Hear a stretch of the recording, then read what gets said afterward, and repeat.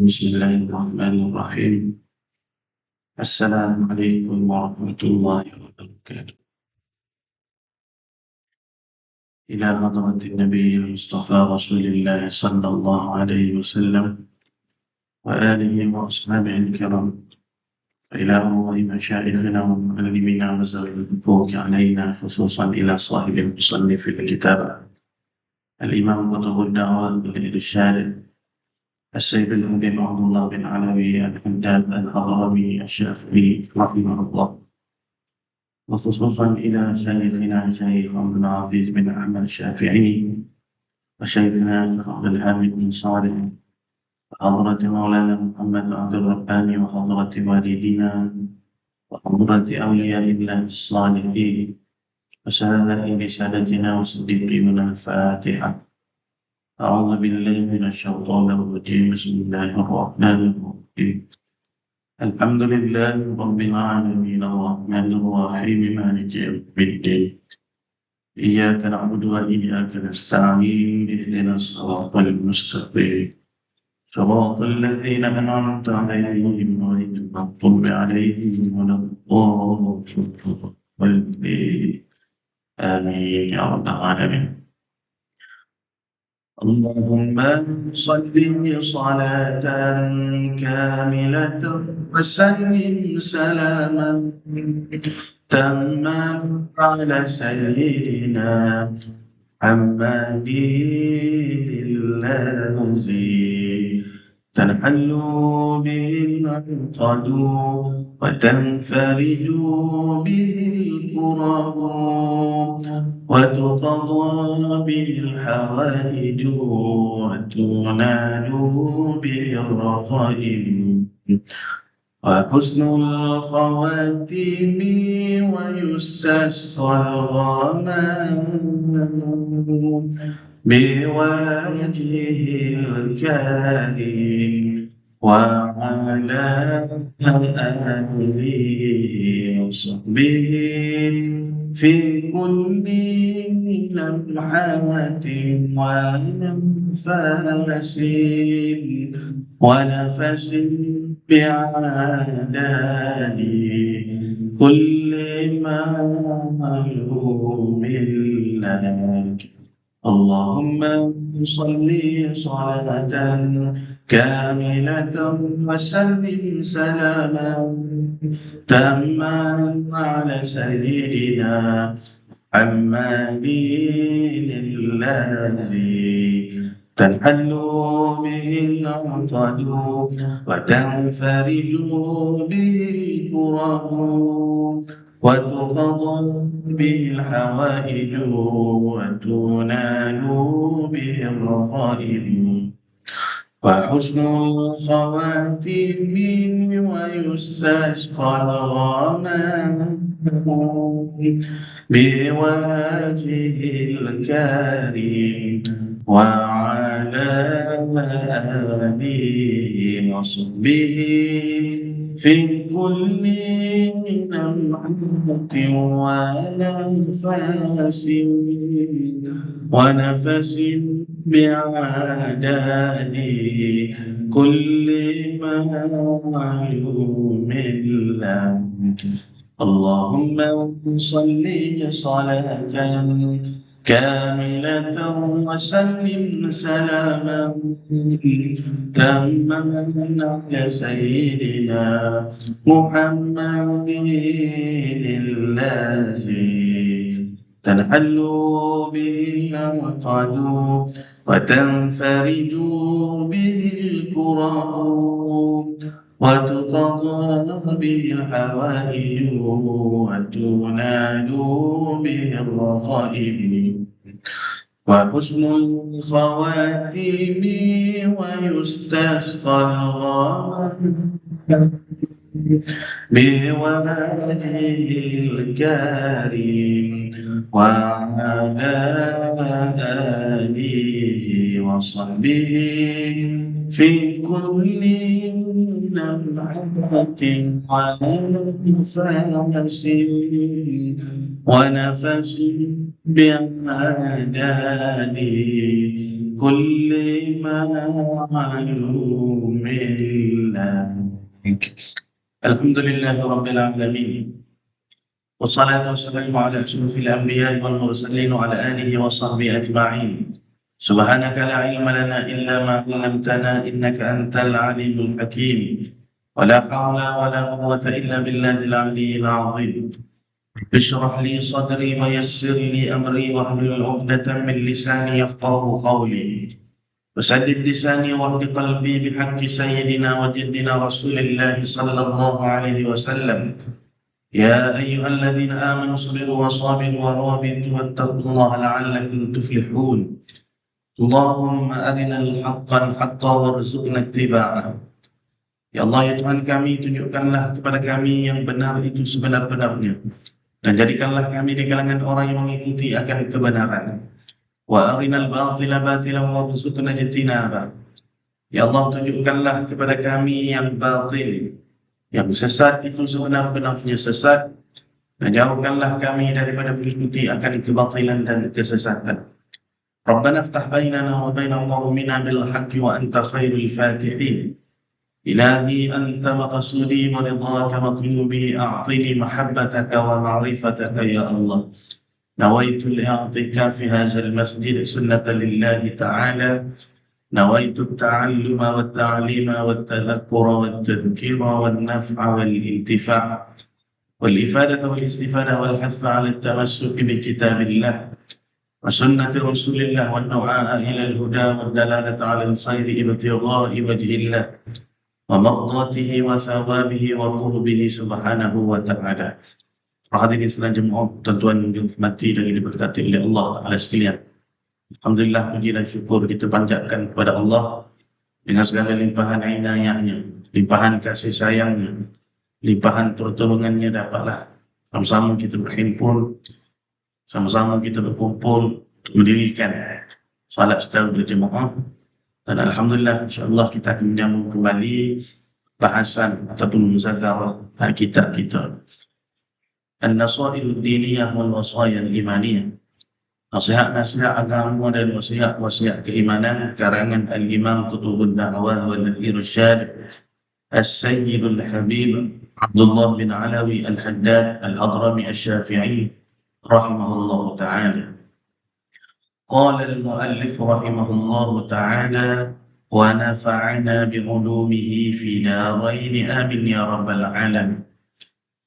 Berkata pengarang kitab kita Al-Imam Al-Haddad, mudah-mudahan Allah merahmati, meninggikan darjat beliau di akhirat dan mensucikan ruhnya, dan Allah Ta'ala memberikan kepada kita kebaikan, manfaat, cahaya rahsia dan keberkatan dengan asbab ilmunya di dunia dan juga di akhirat.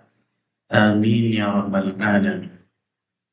Beribadat antara maghrib dan isya. Di antara sunnah yang amat dituntut ialah mengisikan masa antara maghrib dan isya dengan mendirikan sembahyang. Jadi selesai kita membicarakan tentang solat sunnah yang muakkadah, kau sangat dituntut. Selain daripada solat sunnah rawatib yang 10 rakaat itu, ada beberapa solat yang telah kita bicara. Di antaranya solat witir, solat duha, solat tasbih. Ini dipanggil solat yang digalakkan untuk kita buatlah dalam kehidupan kita ni. Dan mudah-mudahannya Allah Ta'ala beri taufik pada kita ni. Allah Ta'ala dengan limpahan kasih sayang dia tu beri kekuatan untuk kita ni mengerjakan ibadat sunat-sunat ni. Kerana beza seseorang hamba tu di sisi Allah Ta'ala pada suatu ketaatan tu bukan pada ibadat yang wajib. Sebab wajib itu dah semua orang akan lakukan, semua orang boleh buat. Walaupun ada nilai yang khusyuk tak khusyuk, itu perbahasan. Cuma secara umumnya kedudukan seseorang di sisi hamba itu, kedudukan seseorang hamba di sisi Allah Ta'ala itu, kedudukan seorang hamba di sisi Allah Ta'ala itu adalah sejauh mana dia mengamalkan ibadat-ibadat yang sunat sebagai uh, sebagai tanda dia nak menuntut keridhaan Allah, kasih sayang dia, kasih sayang Allah. Dan sebab kalau kita buat sunat ni maknanya kita bukan lagi buat qadar tuntutan tak diri kita, kan? Tapi kita buat tu dengan sebab kita nak redha Tuhan. Tak cukup dengan kita buat hak Tuhan suruh, tak memada kita kata, kan? Sebab hak tu memang tanggungjawab. Hak tu tak dapat hidup, semua orang kena buat. Setelah mana menunaikan hak wajib, atau kita hias, kita tambah lagi bentuk ketaatan pada Allah dengan mengerjakan perkara-perkara yang sunat. Khususnya kalau kita bicara ni kan, semaya sunat yang muakkadah sangat dituntut. Supaya apa? Mudah-mudahan jatuh atas diri kita ni pandangan cinta, pandangan kasih, pandangan rahmat Allah. Dan inilah penentuan kedudukan atau martabat seseorang itu di sisi Tuhan. Nah, bila seseorang itu dia rajin mengerjakan ibadat, anak kata dia suka bertemu dengan Tuhan, dia suka mengadu dengan kasih dia. Dia berasa seronok, dia tidak berasa cemburu, dia tidak berasa bosan. Sebab tu dia menghiasi diri dia dengan ketaatan sepanjang masa. Apabila khususnya di dalam perkara-perkara solat sunat. Sebab solat ni pintu yang paling tinggi kedudukan sebagai hamba tu dengan Tuhan. Sebab sembahyang ni adalah mata hati Sayyidil Mursalin, penyejuk mata hati Sayyidil Mursalin. Rasulullah ada masalah, Rasulullah mengadu kepada Allah di dalam sembahyang. Rasulullah bila terlampau rindu kepada Tuhan, maka dia melepaskan kerinduan dia tu di dalam ibadat sembahyang sehingga berjam-jam lama, sehingga tidak mempedulikan lagi keadaan-keadaan hak berada di sekeliling baginda. Suatu baginda itu tenggelam, ghaib, karam di lautan kerinduan bersama dengan Tuhan. Maknanya orang itu kalau dia dalam hati dia berasa seronok, berasa rindu, berasa asyik, asyik ni paling tinggi lah. Kemuncak kepada kerinduan adalah keasyikan. Tidak akan datang kerinduan melainkan bermula daripada kasih, bermula daripada cinta. Macam kita berkasih lah, kita berkasih sama manusia ni. Mula-mula kita kenal. Bila kenal, kita mari rasa cinta. Tak kenal, maka tak cinta. Dah berkenalan, maka bercinta lah. Setelah mana cinta, kemuncak kepada kecintaan itu, kerinduan, asyik, dia pergi. Asyik ni mana rindu. Rindu-rindu yang membuah dalam hati. Karam dalam lautan kerindu. Baik. Di antara sunat yang amat dituntut, saya lepas semaya sunat tu, ialah mengisikan ataupun mengisikan mana kita tidak membiarkan, kita tidak mensia-siakan masa di antara maghrib dan isya. Ini prime waktu ni. Nabi SAW tidak akan tidur melainkan setelah masuknya waktu isya. Dan setelah mana masuknya waktu isya ataupun setelah mana baginda ni mengerjakan sembahyang isya, baginda tidak akan menyibukkan lagi diri baginda ni dengan perkara-perkara yang tidak penting. Akan bersegera pada tempat tidur. Ada tidur awal Nabi. Sebab Nabi nak bangkit awal. Sama ada pada permulaan malam, pertengahan malam, hingga ataupun pengakhiran malam. Dan bila Nabi bangkit, Nabi tak tidur dah. Sapalah siang, sapalah fajar, sapalah subuh. Ini kehidupan Rasulullah SAW. Kalau kita tengoklah kesesuaian, lagu mana apa sunnah yang kita boleh ambil, apa sunnah yang kita boleh buat dalam kehidupan kita. Nah, jadi Nabi tak akan tidur melainkan setelah Nabi mengerjakan solat Isyak. Dan Nabi tidak pernah mensia-siakan waktu di antara Maghrib dan Isyak. Sebab waktu ni dipanggil waktu keemasan, waktu peluang yang Allah Ta'ala beri kepada hamba dia untuk melakukan ketaatan. Nah, baik. Sunnah mengisi masalah antara Maghrib dan Isyak dengan bersembahyang, salah satunya lah. Itulah yang paling afdal sekali. Ataupun kalau ada pengajian, mengajilah. Ngaji. Tak ada ibadah yang paling afdal, lagi mengaji. Selain daripada mengaji, duduk tangga ketaatan, beribadat, sembahyanglah. Kalau banyak-banyak ibadat tu, ibadat sembahyang. Ataupun gunakanlah masa itu, kalau tak ada kuliah, tak ada pengajian, maka gunalah masa itu sebaik mungkin dengan membaca Al-Quran atau berzikir kepada Allah, seperti bertasbih, bertahlil dan sebagainya.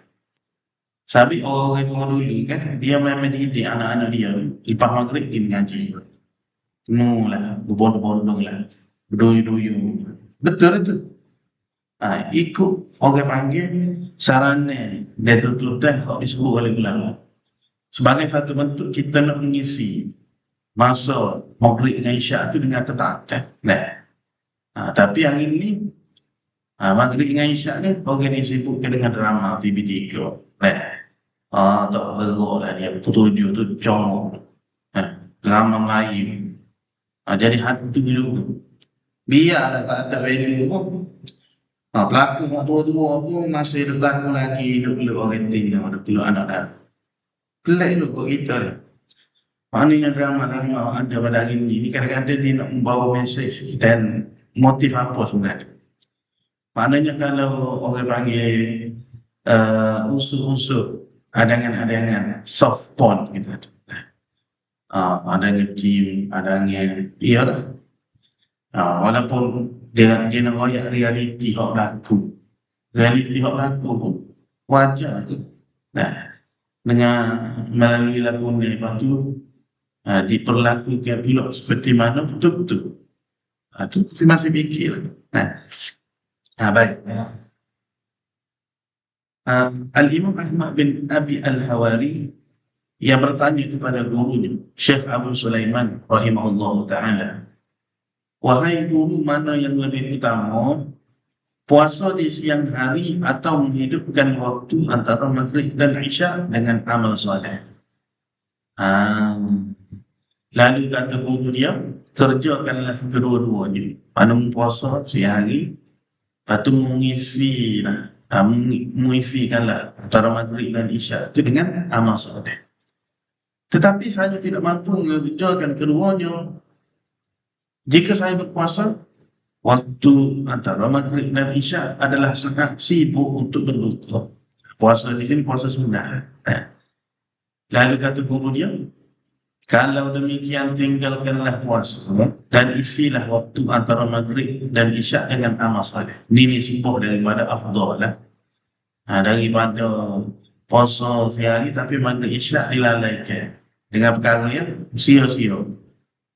Dibandingkan dengan kita menggunakan nak menceritakan keutamaan, kelebihan, kemuliaan antara waktu maghrib dan isyak sehingga sampai tahap tu. Bila guna waktu maghrib dan isyak untuk amal soleh, itu lebih baik daripada puasa siang hari dengan meninggalkan amal soleh pada maghrib dan isyak. Cerita antara guru dan murid ini memberikan gambaran tentang anjuran jangan sampai terlepas waktu keemasan ini dengan melakukan amal soleh. Situ ya yang hendak disebutkan. Baik. Jadi apa perkara yang kita boleh isi antara maghrib dengan isyak ni? Sekiranya tidak ada pengajian, kuliah, majlis ilmu dan sebagainya. Pertama, mendirikan salat sunat awwabin dipanggil. Semaya sunat awwabin ni semaya yang dilakukan antara maghrib dan isyak. dan dilakukan selepas sembahyang sunat rawatib ba'diyah maghrib. Sebanyak 6 rakaat. Lah, 6 rakaat. Lafaz dia usalli sunnatal awabin raka'ataini lillahi ta'ala. Saja aku sembahyang sunat awabin 2 rakaat kerana Allah Ta'ala. 6 rakaat maknanya 3 kali syahadat lah. Buat dua. Pertama, niat untuk Allah memelihara iman kita. Yang kedua, niat untuk Allah Ta'ala mengabulkan hajat-hajat kita, apa-apa sahajalah. Kemudian yang ketiga tu, kita berdoa dengan Allah untuk Allah Ta'ala berikan petunjuk dalam kehidupan kita. Ma'al istighfar, salli sunnatal awabin ma'al istighfarati lillahi ta'ala. Dia semaya sunat ni, kita boleh gabung dalam satu solat. Kecuali solat-solat memang ada waktu lah. Tu tak boleh. Macam solat sunat qabliyah dengan semaya sunat tahiyatul masjid. Boleh diniat sekali. Kita masuk masjid, orang azan dah. Niat semaya sunat qabliyah, maka diberi pahala juga semaya sunat tahiyatul masjid. Sama semaya sunat awam ini boleh diniatkan dengan ma'al istighfar, dengan niat semaya istighfar boleh. Dan dengan niat semaya sunat taubat boleh. Salli sunnatal awabin ma'at taubati. Saja aku semaya sunat awabin serta semaya sunat taubat boleh. Baik. Bersabda Nabi sallallahu alaihi wasallam. Kata Nabi, man shalla ba'da al-maghrib sitta raka'atin la yafsilu bainahunna bi kalamin adalna lahu ibadata sanata asyrata sanatan. Ini hadis-hadis memberi fadilah pada kita lah. Takrib supaya kita ni mari berasa kemar dalam hati, berasa nak buat kalau dengar hadis Nabi tu berasa seronok, berasa minat dengan tawaran Rasulullah sebut. Apa makna hadis tadi?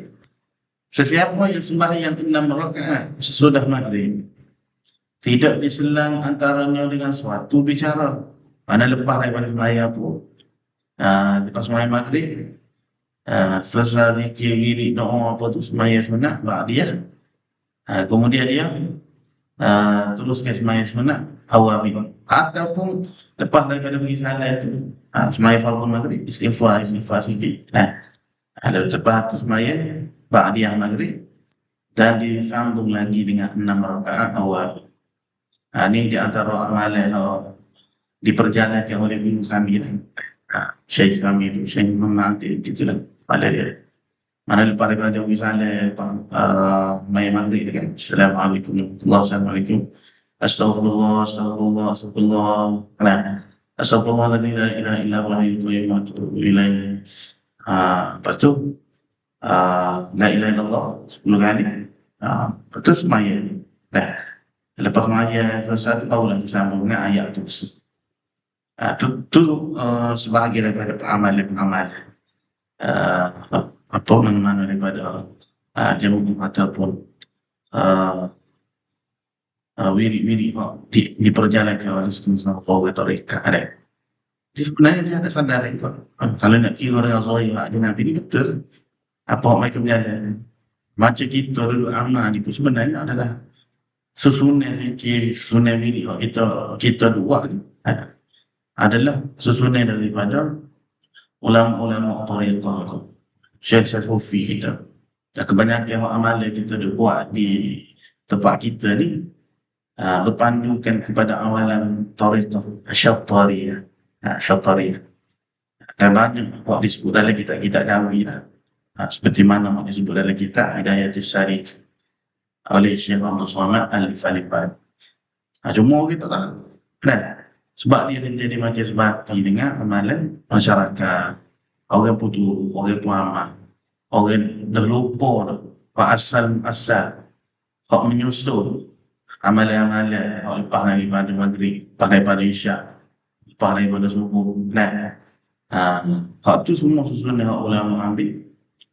Dan ada mursyid-mursyid yang memberi didikan, petunjuk. Nah, tapi orang tak nampak lah. Orang tak tahu. Orang kira macam amalan skala-skala. Ada dua. Nah, sebenarnya dia merupakan bahagian daripada amalan tariqah tertentu. Tariqah syafariyah. Baik.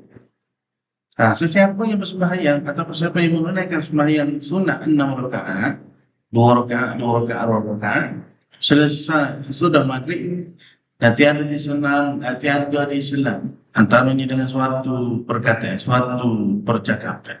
Nescaya sempurnalah pahalanya dengan ibadat 12 tahun. Seperti beribadat sebanyak 12 tahun. Dan pada riwayat yang lain, sesiapa yang bersembahyang 20 rakaat antara maghrib dan isyak akan dibina untuknya sebuah rumah di syurga.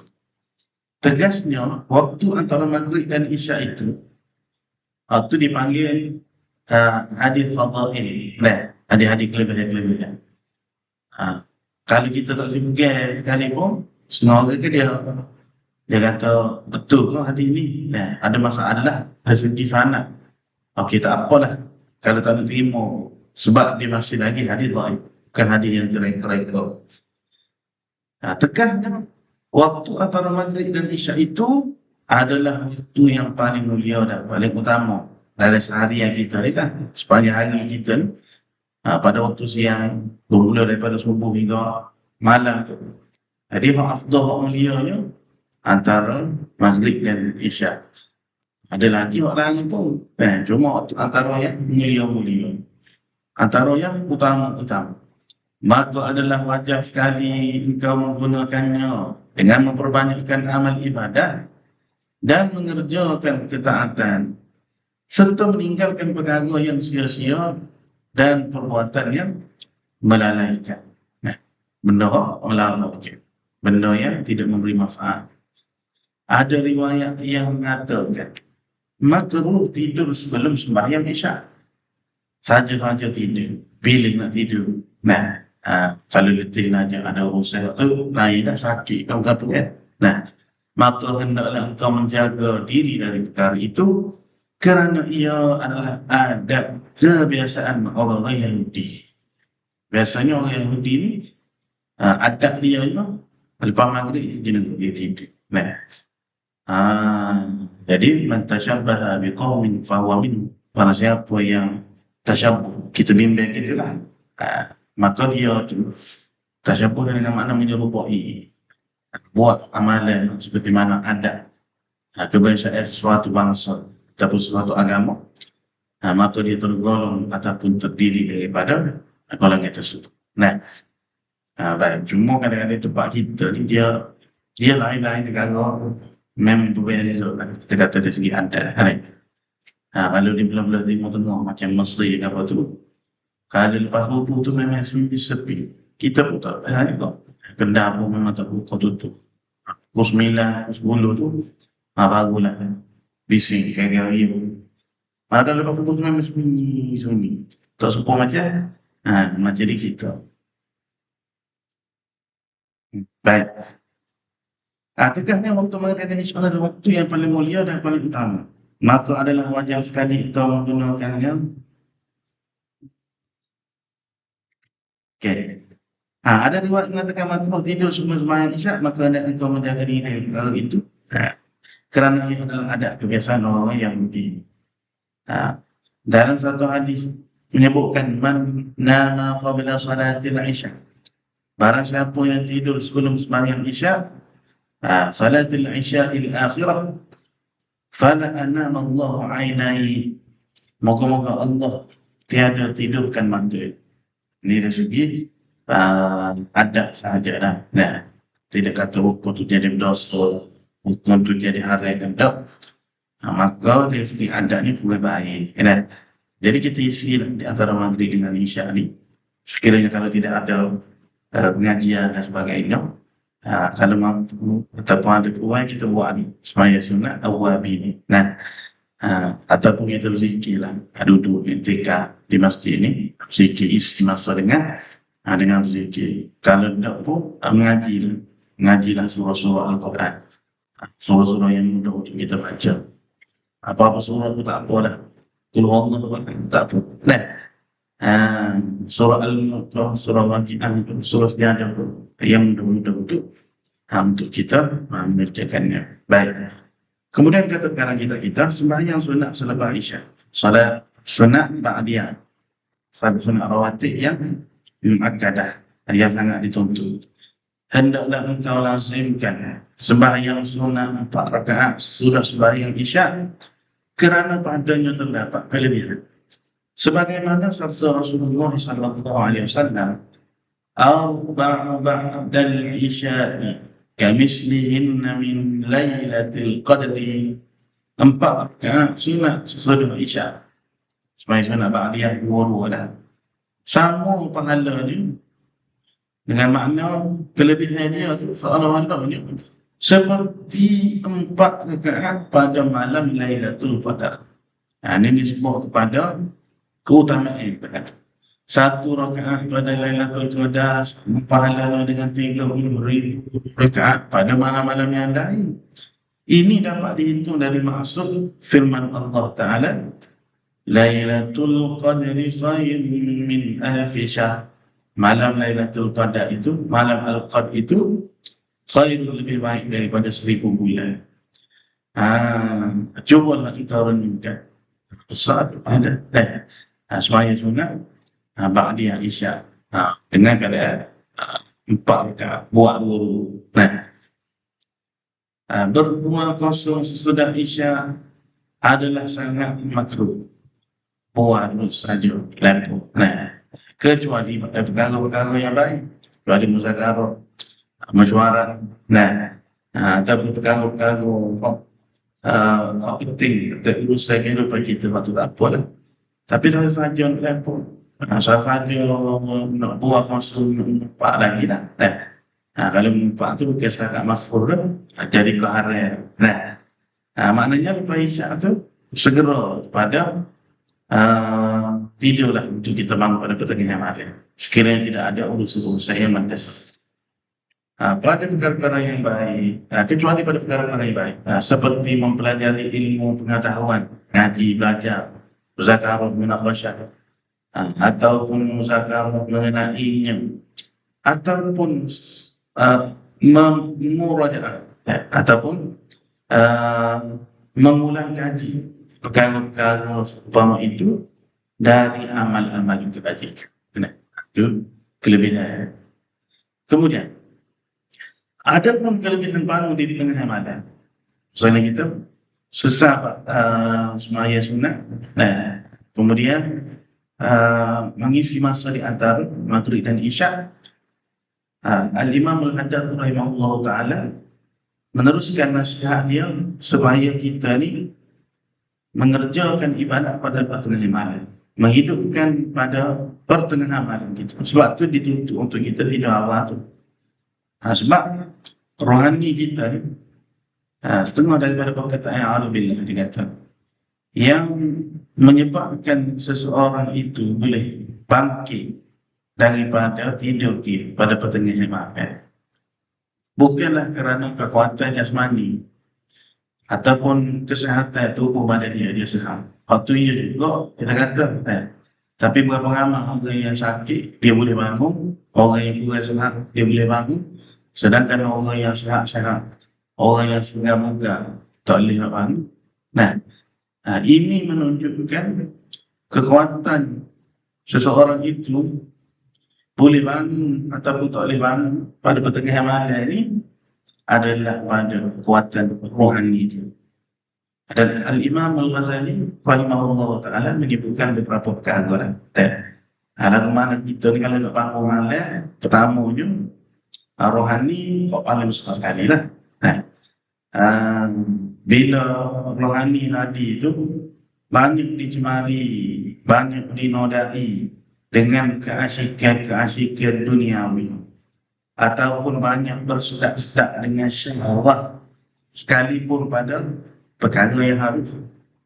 Dia semua dengan saya belakang dalam kehidupan kita. dalam perjalanan ibadat dan ketaatan kita pada Allah ni, apa yang kita makan, apa yang kita sebut. Nah, sejauh mana orang panggil apa, perkara-perkara yang kita lakukan tu akan mengheret hati kita ni untuk teringat-ingat, ataupun hati kita ni memikir-mikir tentang benda tu. Maka selama itulah rohani kita ni akan rasa berat untuk melakukan ibadat dan ketaatan kepada Allah. Jadi nak memperolehi kekuatan rohani kita, spiritual kita kata.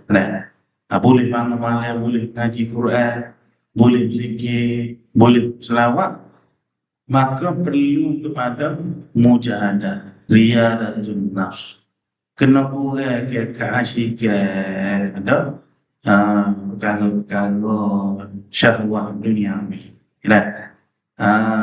Kalau kita ni terlampau banyak ni suka kata ke diri saya, suka cuma kita ambil pedoman daripada orang-orang soleh, orang-orang ahli Allah, orang-orang jalan di dalam jalanan dia nak menuju kepada Allah ni.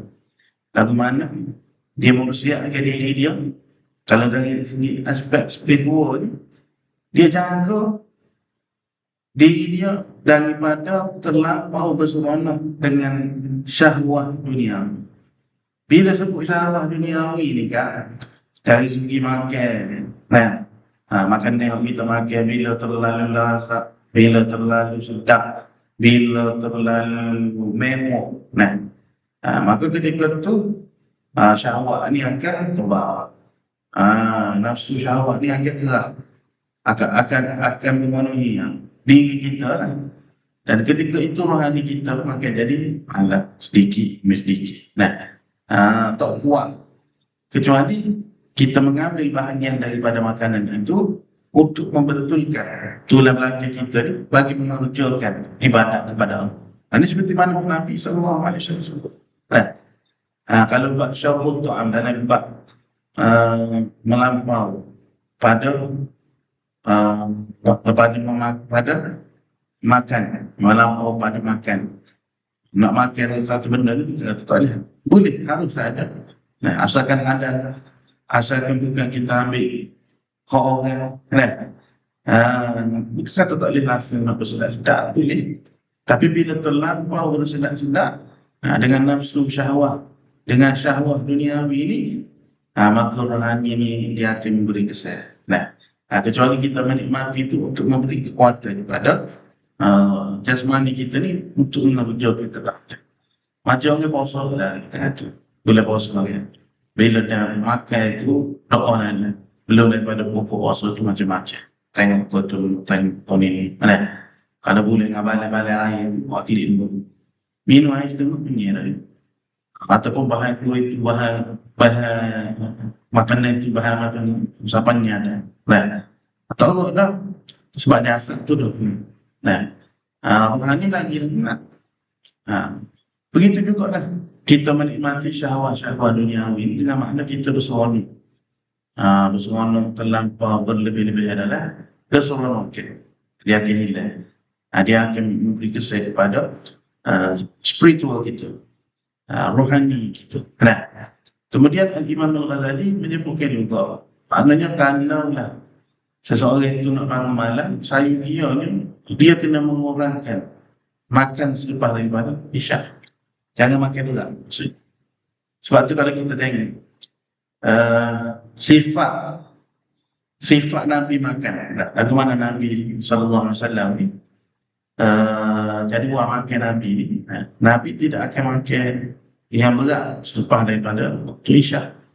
Malaikat kalau kita tengok Rasulullah SAW ni akan makan sebelum daripada waktu maghrib. Maknanya dekat-dekat dengan waktu maghrib ataupun selepas maghrib, Nabi akan makan. Sebab apa?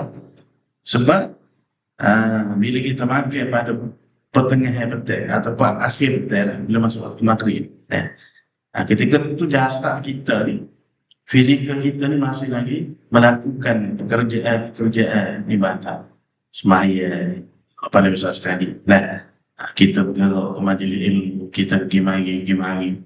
Jadi sudah molek dengan waktu isyak tu, mana perut kita tu dah kosong sebahagian. Nah, kecuali kalau lapan lagi keluar ke Bandung. Nah, tapi nak ceritanya, kedua-dua aspek, sama ada aspek rohani kita kena jaga, kemudian aspek fizikal kita kena jaga. Nah, barulah seseorang itu diberi kemampuan, diberi kekuatan untuk dia mendirikan malam, sama ada mendirikan sembahyang, berzikir, selawat, mengaji Quran dan sebagainya. Baik. Adapun kelebihan bangun di tengah malam, memang banyak dan pahalanya pun sangat besar. Kalau hendak disebutkan kelebihan bangun di tengah malam, qiyamul lail, dari Al-Quran dan hadis, berdasarkan Al-Quran dan hadis, tentulah banyak sekali. Sukar hendak dihitung satu persatu, banyaklah. Dan di antaranya, hanya misalnya kita amali beberapa ayat-ayat Al-Quran yang Allah Ta'ala memerintah dan menggalakkan supaya hamba-hamba dia ni menghidupkan sebahagian daripada waktu malam. Sebab Allah Ta'ala menjadikan waktu bagi manusia ni, setiap nikmat-nikmat yang Allah Ta'ala beri kepada kita, sama ada nikmat kelapangan, nikmat waktu lah, siang dan malam, semua tu akan ditanya oleh Allah. Wala tus'alunna yawma idzin 'anil na'im. Dan lagi kamu akan ditanya oleh Allah di akhirat kelak tentang segala nikmat-nikmat yang Allah beri, nikmat hidup, nikmat penglihatan, nikmat pendengaran, nikmat kekosongan, nikmat masa. Masa ni benda tak boleh kita nak patah balik semula dah. Apa akan berlalu. Hak akan datang belum tentu lagi milik kita. Hak sekarang ni, hak sedang kita lalui, itulah penentu kesudahan kita. Sungguh. Nah, hak lalu dia panggil masa yang boleh kita sesali. Tak boleh nak buat kata. Nak patah kelik jadi mudah semula, tak boleh. Nah, nak bagi balik tak boleh dah. Hak akan datang belum tentu jadi milik kita. Entah ada peluang lagi kau untuk kita menikmati keesokan hari misalnya. Takut ada esok. Malam ni pun boleh jadi kita. Nah, patut hak sedang kita tempuhi sekarang ni.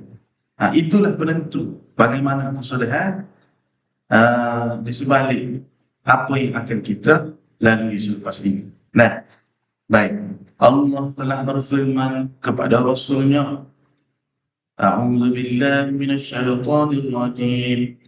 Ya ayyuhal muzammil qumil laila illa qalila nisfahu wa minqus minhu qalila aw zid 'alayhi wa rattilil qur'ana tartila.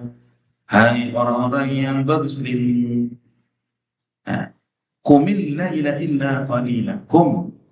Bangunlah di tengah malam, kecuali sedikit maksudnya. Allah Ta'ala bukan kata nak suruh kita ni berjaga sepanjang malam, tak payah tidur lah malam, buat taat, buat ibadat.